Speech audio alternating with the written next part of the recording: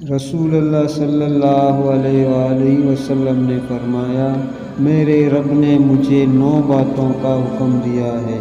Number 1، چاہے امیر ہوں یا فقیر، اعتدال پر قائم رہوں۔ نمبر 2، کسی پر خوش ہوں یا غصے میں ہوں، دونوں حالتوں میں انصاف کی بات کہوں۔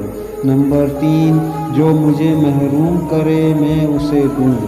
نمبر 4، جو مجھ سے کٹے میں اس سے جڑوں۔ نمبر 5، میری گفتگو ذکر الہی کی گفتگو ہو۔ نمبر 6، میری نگاہ عبرت کی نگاہ ہو۔